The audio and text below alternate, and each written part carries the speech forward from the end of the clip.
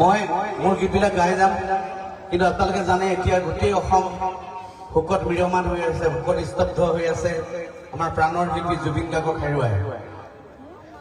অসমৰ ৰাইজৰ এটাই দাবী, জুবিন গাৰ্গৰ ন্যায় লাগে। আমি আজিলৈকে ন্যায় পোৱা নাই।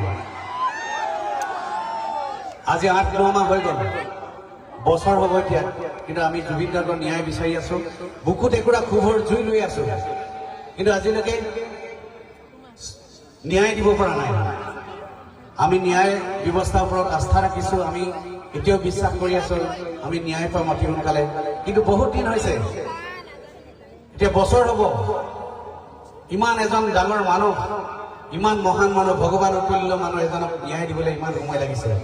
গতিকে ক্ষোভৰ যুগবোৰত কেতিয়াবা উৎপীড়ন হৈ যায় নেকি, তাতে ভয় আছে ৰাইজৰ, অসমীয়া ৰাইজৰ।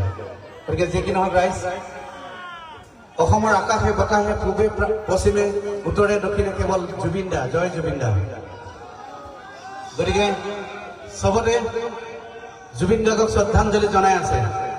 গতিকে আমি ভাবিছো ৰাইজ, আজি মোৰ গীত গোৱাৰ আগতে আমাৰ এই চাপৰ আঞ্চলিক ৰঙালী বিহুৰ তৰফৰ পৰা আমি অকণমান তেখেতক শ্ৰদ্ধাঞ্জলি জনাম। 1 মিনিট মৌন প্ৰাৰ্থনা কৰি যিসকলে উঠিব পাৰে অকণমান উঠি দিব।